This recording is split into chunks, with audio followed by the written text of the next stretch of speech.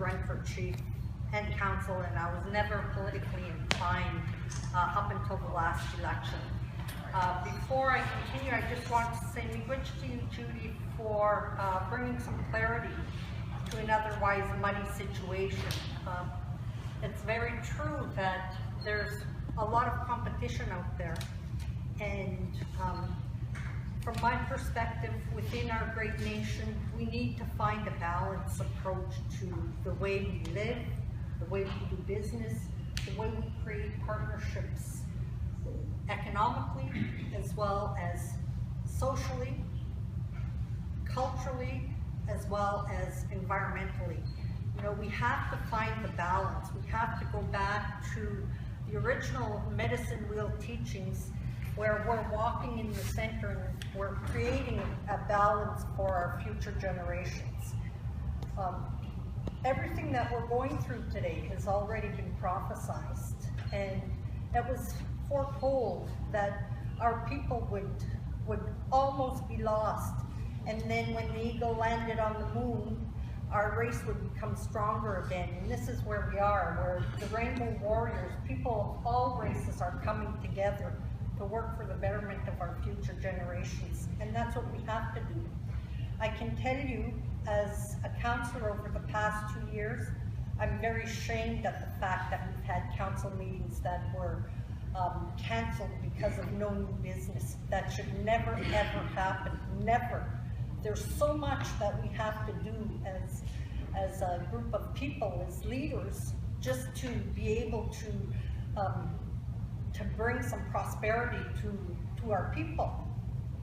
It should never occur that there's no meetings because of a lack of new business. There's always business. When you take a look at the mining companies that have been talked about, the forestry companies, all of the resource-based industries are wanting to create partnerships with First Nations. That's true. But the only reason why they want to do that is because they have no choice. Nowadays, in this country, in the world, throughout the world view is there has to be free, prior, and informed consent from First Nations before any activity takes place on their traditional territories. And we've heard as well that our land at Gross Cap is not the only piece of land we have. It's wherever we are, and wherever our people choose to lay their head, that's where our land is.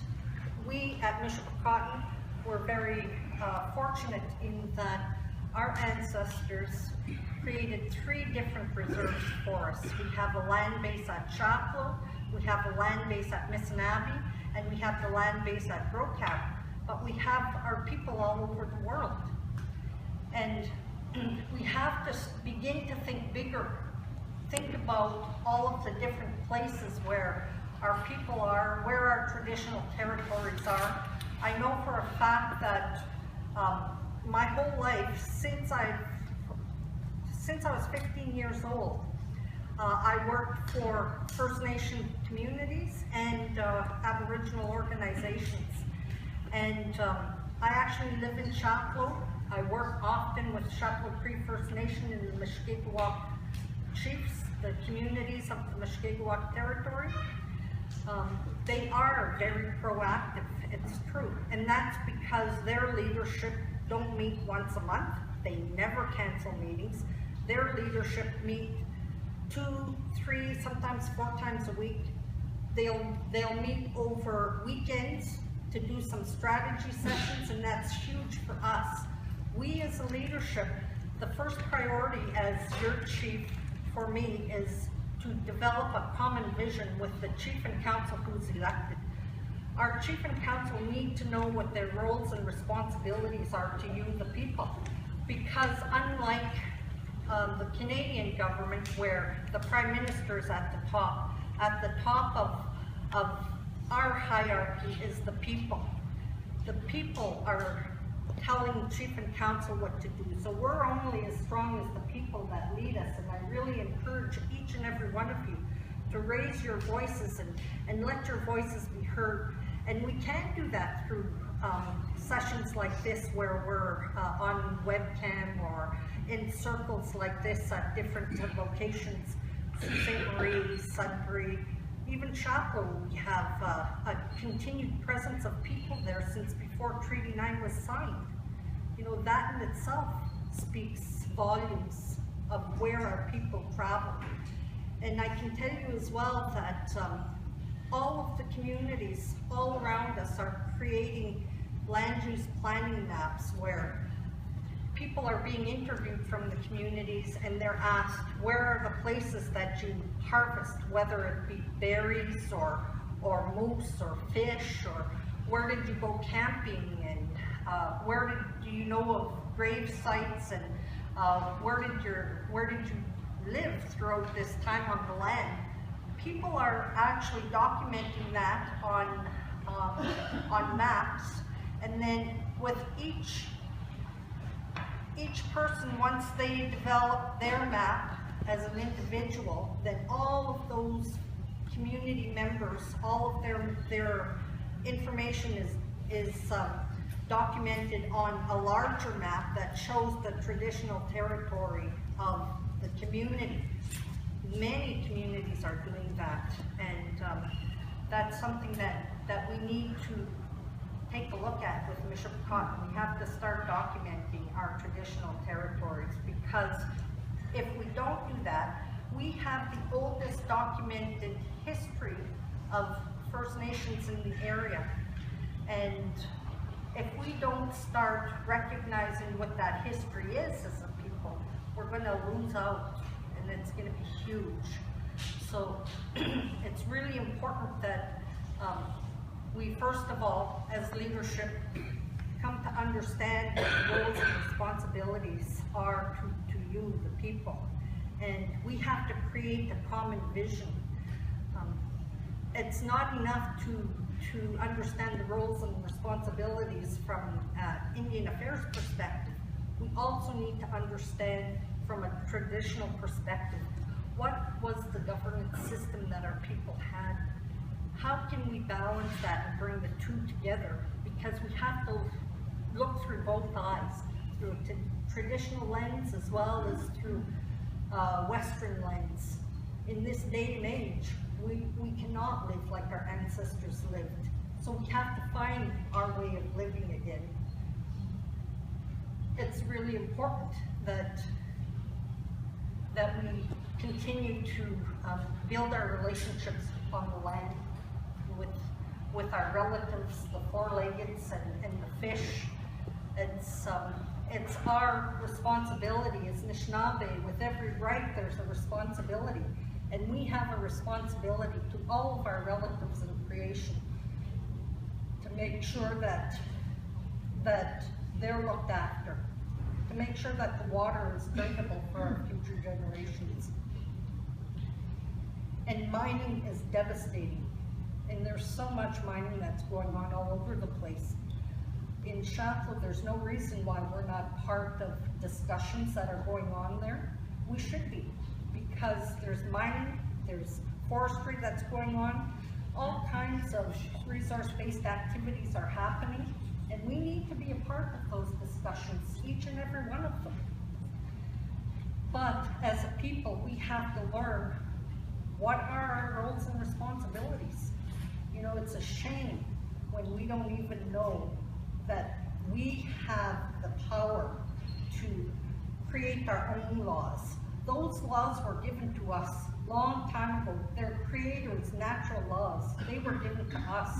There's no man or woman that could ever tell us what our laws are. We have to stand up again and relearn those traditional governance systems. And we have to bring that to our people. It's not enough that Chief and Council learn that. We have to bring those teachings back to our people.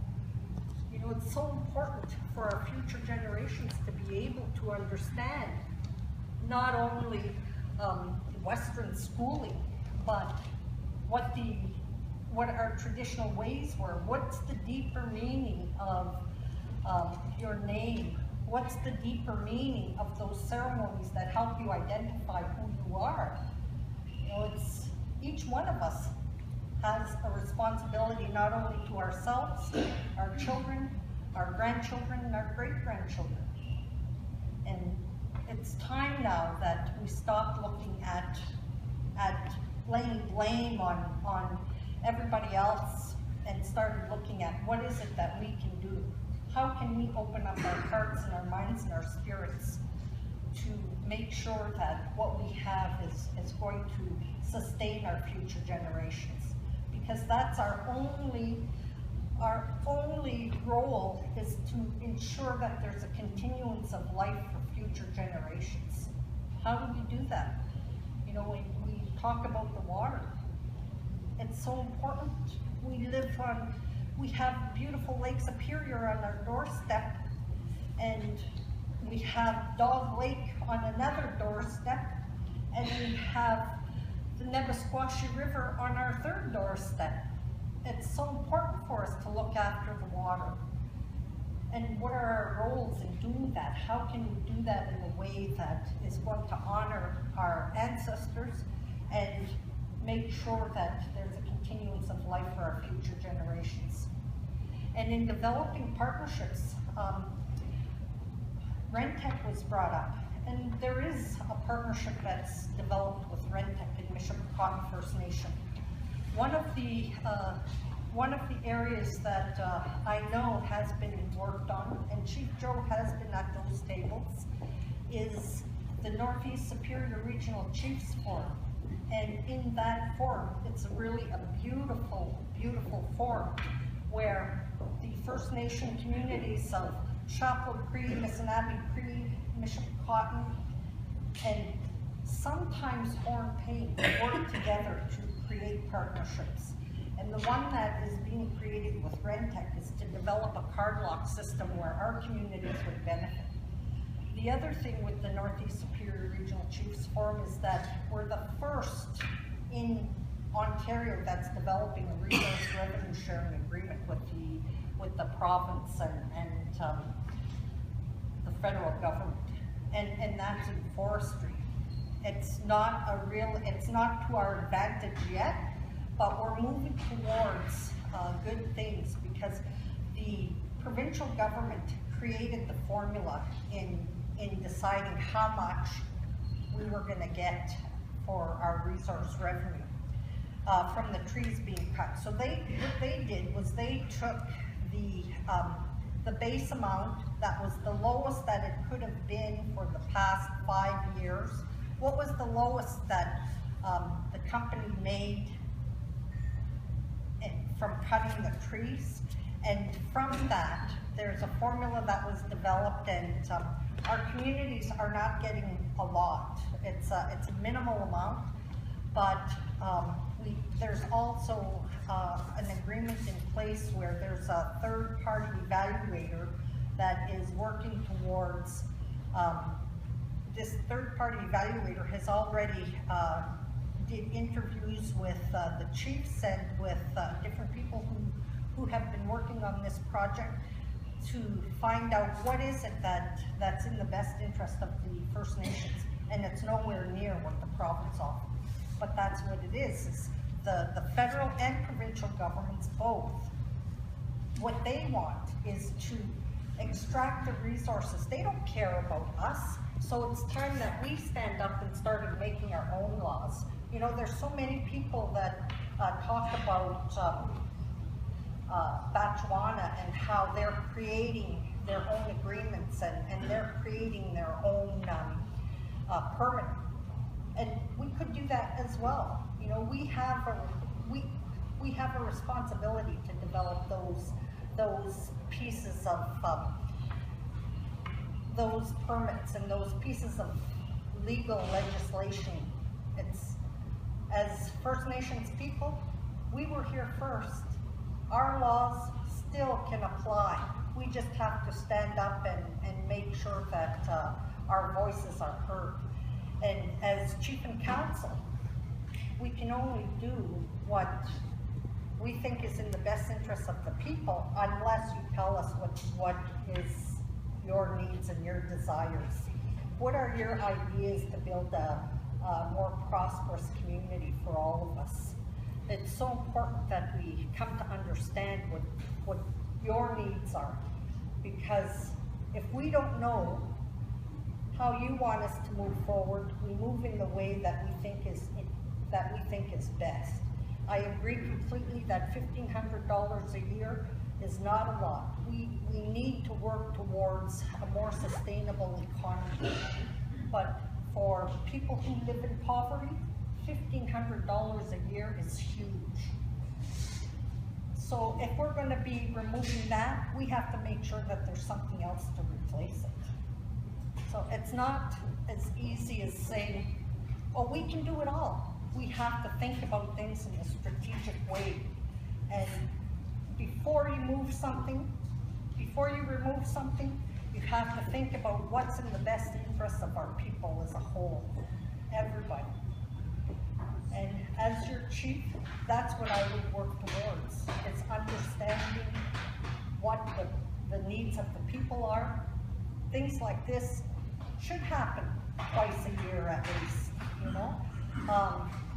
Chief and council meetings could be done through webinars, and those types of things have to happen. People need to be able to voice what their concerns and their issues are, even what your ideas are. We have to bring that forward as soon as we can, because it's vital to our growth as a nation. And it's not up to the federal government to tell us who our citizens are. That's up to us. We have to start taking control again over our own lives. It's not the federal government that is, it's not their responsibility. But our people have been near assimilated, and they've been, their voices have been squashed for so long that it's hard now for people to voice what's of interest to them or what their concerns are. We have to help our people believe again that their voice is worth something, and that their voice is strong, and it could be very powerful. And as one person, we can do nothing, but together we can do it all. So in that sense, that's where I see us going, and it has to start with the chief and council understanding the roles and responsibilities to the people, developing a common vision of how we're going to go out to the people and hear what you have to say. We have to develop the economic agreements, but we also have to consider our environment and make sure that there's still clean water and that there's trees for the animals to grow and prosper. We need to be able to catch, our grandchildren need to be able to catch fish. It's so healing to be on the land. They need to be able to do that in the way that we were able to. And I know for a fact that what we can do today is not nearly as abundant as what our elders did. Irene, I'm sure you can tell us stories about what life was like when you were a little girl. And it's those stories that we need to hear again, and we have to bring our land back to those places of abundance. So in order to do that, there has to be a better balance between economics and sustainable development. So with that, I ask you for your support in voting for me as chief on March 14th, and all I can promise is that I'll do my very best to serve your needs. Call me Rich.